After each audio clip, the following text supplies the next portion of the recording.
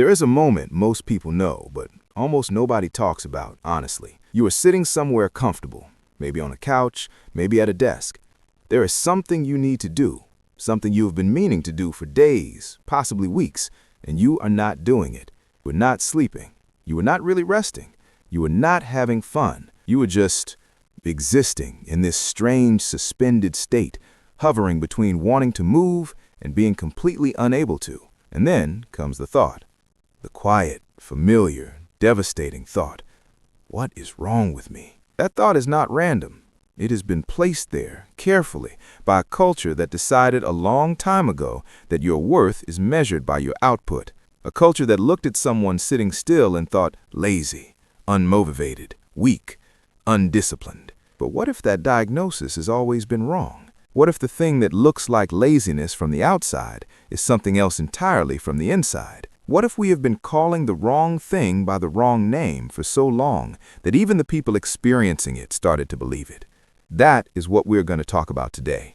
Not to excuse avoidance, not to celebrate doing nothing, but to offer something rarer and more useful than either of those things, an accurate understanding of what is actually happening inside a mind that appears to have stopped. Part 1. The stereotype versus the reality. The word lazy carries a very specific image. Someone sprawled on a sofa, indifferent to everything, unbothered by consequence. Someone who simply does not care enough to try. Laziness, in the cultural imagination, is a character flaw, a moral failure. It sits next to irresponsibility in the dictionary of things we are not supposed to be. But here's what that image gets wrong. The people who most often call themselves lazy are not indifferent. They care, often more than they can manage. They think about the task. They think about not doing the task. They think about what it means that they are not doing the task.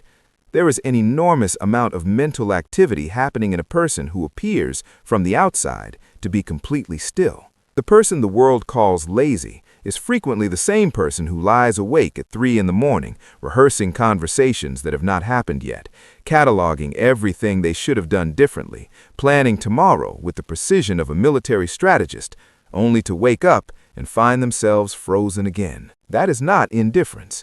That is not a lack of caring. That is a system in overload. Think of it this way. Imagine a highway during rush hour. Every car represents a thought, a responsibility, an emotional obligation, an unresolved conflict, a deadline, a worry about someone else, a question about the future. Now imagine that every single car is trying to use the same exit ramp at the same time. The result is not movement. The result is a complete standstill. And from an aerial view, it looks like nothing is happening. But on the ground, the pressure is enormous. That is the lived experience of mental overload. Not emptiness, congestion. Part 2. Why the brain shuts down. There is a concept in cognitive psychology called cognitive load. It refers to the total amount of mental effort being used at any given moment. And the brain, for all its extraordinary capability, has a limit. It is not infinite. It was never designed to be. The psychologist George Miller, in a now famous 1956 paper, described the working memory as capable of holding roughly 7 pieces of information at once, give or take 2. 7. That number has been revised since then, but the fundamental truth remains. The brain has a ceiling. And in the modern world, we are consistently asking it to hold far more than 7 things. We carry the weight of our jobs, our relationships, our finances, our health, our parents aging, our children needing, the news cycling through disasters, the social obligations piling up, the digital noise that never fully goes quiet. We carry things we have not yet grieved, decisions we have not yet made, versions of ourselves we have not yet fully let go of. And then we ask ourselves why we cannot seem to start one more task. The answer is not that we are lazy. The answer is that the brain, when overwhelmed, does what any overtaxed system does. It protects itself. It conserves energy. It slows down, sometimes stops, in order to avoid complete breakdown. This is not a character flaw. It is a survival mechanism. the same mechanism that has kept the human species functional for hundreds of thousands of years. The psychologist Roy Baumeister spent years studying what he called ego depletion, the idea that self-control and decision-making draw from a finite cognitive resource, and that resource gets used up throughout the day. The more decisions you make, the more emotional regulation you perform, the more you suppress or manage or monitor yourself, the less capacity you have left for anything else. This is why intelligent, responsible, deeply motivated people find themselves staring at a blank document at the end of the day and feeling nothing. They have not run out of desire, they have run out of bandwidth. Part 3. What overload actually looks like. Part of why this goes unrecognized is that mental overload rarely announces itself in obvious ways. It does not usually arrive as a breakdown or a crisis. It tends to arrive quietly. Start procrastinating on things you normally enjoy. You notice that small decisions feel heavier than they should. Choosing what to eat, replying to a message, deciding whether to cancel plans. You feel strangely exhausted after doing very little. You find yourself seeking small escapes, scrolling, snacking, rewatching the same show you have already seen, not because those things are genuinely appealing, but because they ask almost nothing of you. And then you interpret all of that as evidence that something is wrong with you as a person, rather than evidence that something is wrong with the current demands being placed on your system. The philosopher and writer Simone Weil wrote about attention as one of the most precious and effortful human capacities. She described it as an act of will, something that requires genuine inner stillness to sustain. Weil understood, and what modern neuroscience has since confirmed, is that attention is not simply a skill you have or do not have. It is a resource. It is affected by rest, by emotional state, by the number of unresolved tensions sitting beneath the surface of your daily life. When that resource is depleted, the inability to focus or begin is not weakness, it is depletion. And depletion is not a judgment. It is information. Part 4. The role of unfinished things. There is another layer to this that is easy to overlook. In 1927, a Russian psychologist named Bluma Zeigarnik made an observation that has since become foundational in understanding how the mind holds tension. She noticed that waiters in a Viennese cafe could remember every detail of an unpaid order, but the moment the bill was settled, the memory faded almost completely. Mind, she concluded, holds unfinished things differently than finished ones. It keeps them active. It keeps returning to them. This became known as the Zeigarnik effect, and its implications are significant. Every task you have started but not completed, every conversation you need to have but have been avoiding, every decision you have been sitting with but have not made, all of these remain open loops in the mind. And the mind circles back to them, unconsciously, continuously, even when you're trying to focus on something else, especially when you're trying to focus on something else. This is why so many people feel a vague, low-grade restlessness that they can't quite name. It is the cumulative weight of dozens of unresolved loops, none of them individually crippling, all of them together exhausting. The solution is not simply to close every loop immediately. Some loops take time, some need to stay open. But understanding that they are there and that they cost something is itself a form of relief, because it means the fog is not random, it is caused, and caused things can eventually be understood. Part 5. A moment of honest reflection. This feels like the right place to pause and invite something that doesn't happen often enough in these kinds of conversations. Not a test, not a diagnosis, but just a quiet, honest question directed at yourself. When you sit with the feeling of being unable to do something, what is the texture of that feeling? Does it feel like emptiness, or does it feel like fullness, like there is already so much there that nothing new can find any space? Because that distinction matters. Real avoidance tends to feel light. It often comes with a kind of distraction, a turning away, an almost comfortable numbing. Mental overload tends to feel heavier. It comes with a low hum of anxiety, a background awareness of everything that is waiting, a guilt that doesn't quite go away even when you're not actively thinking about it. Neither of these states is a sign of failure, but they are different, and responding to them well requires knowing which one you are in. There is also a version of this that is worth naming with care.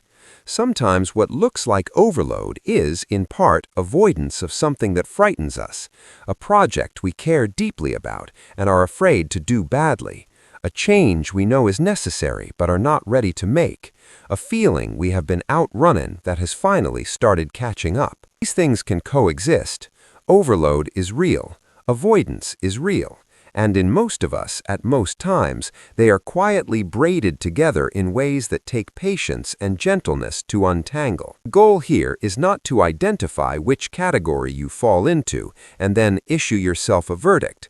The goal is to look honestly and respond to what you actually see, rather than to what the culture insists you should be.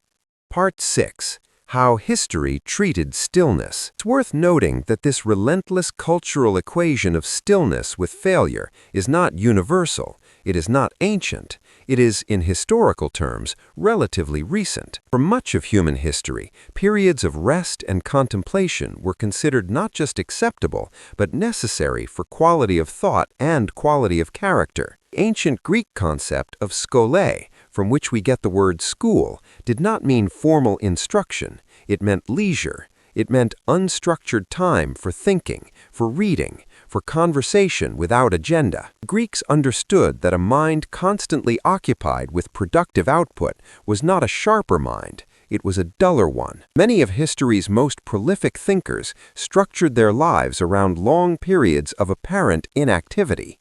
Darwin walked. Kafka wrote in the late hours only.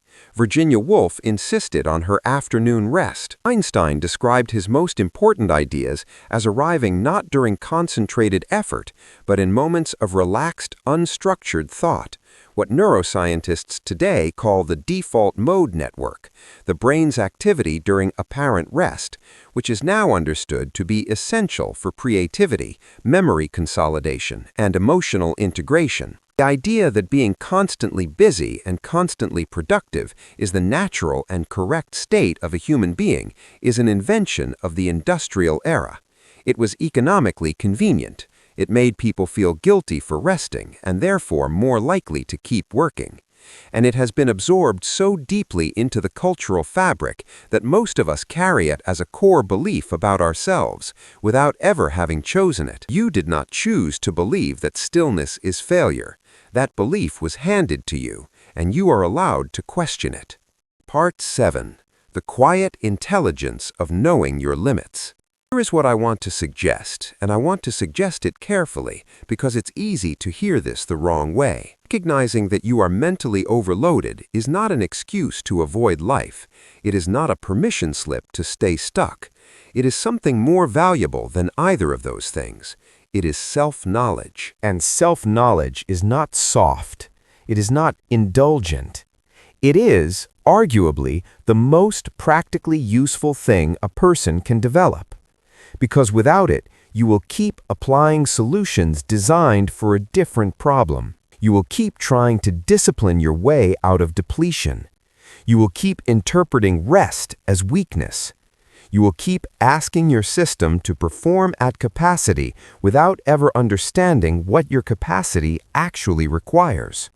The Stoic philosopher Marcus Aurelius, a man who ran an empire, led armies, and dealt with plagues and betrayals, kept a private journal for decades.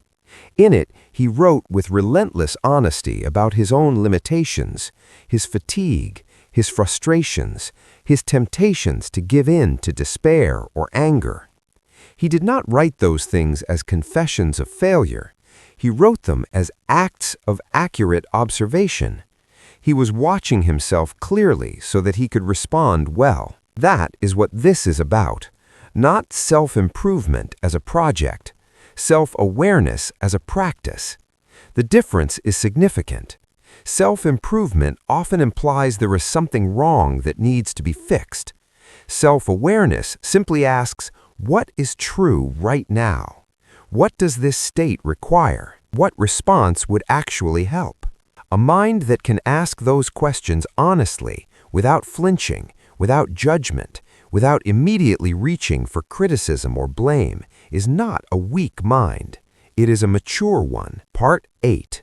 What actually helps? Without turning this into a prescriptive list of things to do, because that would somewhat undercut everything we have talked about, it is worth speaking honestly about what tends to shift the experience of overload. The first thing is not more discipline, it is more clarity. When the mind is overloaded, much of the weight comes from ambiguity, from the vague, shapeless mass of everything that feels urgent or unresolved. One of the most effective things you can do with an overloaded mind is to get concrete. Not to solve everything, but to name what is actually there.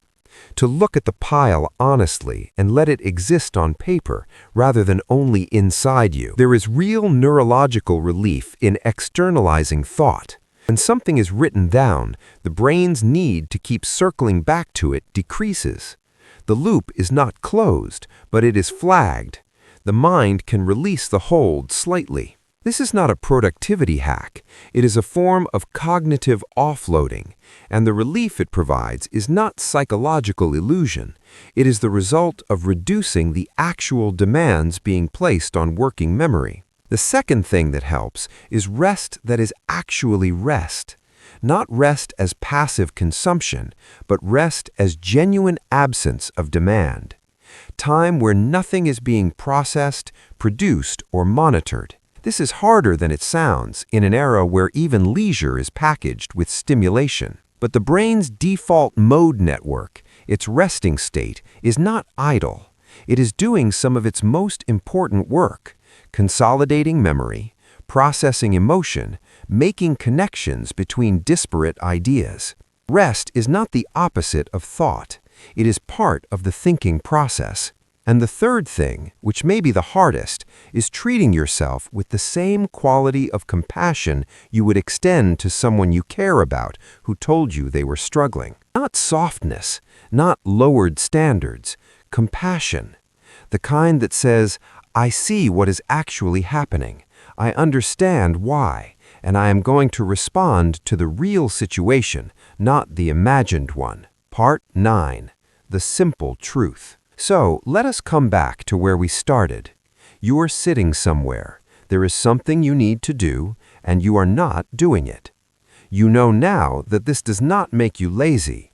You know that the mind has real limits, that those limits are not moral failures, that the culture you live in has a vested interest in making you believe otherwise, and that the most useful response to your own stillness is not judgment, it is inquiry. The simple truth is this: a mind that has too much to hold will always struggle to move. Not because it is broken, not because something is fundamentally wrong with it, but because it is doing exactly what a mind under pressure is supposed to do. It is protecting itself. It is conserving. It is waiting, not out of laziness, but out of an intelligent, if exhausting, sense of self-preservation. The question is not how to force that mind to perform. The question is how to give it what it actually needs so that it can show up fully, willingly, from a place of genuine capacity rather than obligation. That is a harder question. It takes longer to answer. It requires honesty rather than hustle. And it starts with the simple act of refusing to call yourself lazy when what you actually are is overloaded. Those are different things, and the difference matters more than most people realize. Outro. Soft call to action. If something in this video sat with you in a way that felt uncomfortably accurate, I want you to stay with that feeling rather than immediately move on from it. Discomfort that feels familiar usually is trying to tell you something worth hearing. We've only touched the surface of what is happening inside a mind under modern pressure. There are deeper questions here worth exploring together, about why some people seem more susceptible to overload than others, about the relationship between sensitivity and exhaustion, about what happens when the overload is not temporary but chronic, and about the quiet ways people have learned to protect their inner lives across history and culture. Those questions are waiting in the videos that follow, not as answers handed down from a distance, but as conversations, the kind that take you somewhere real. Take care of your mind. It is carrying more than anyone else can see.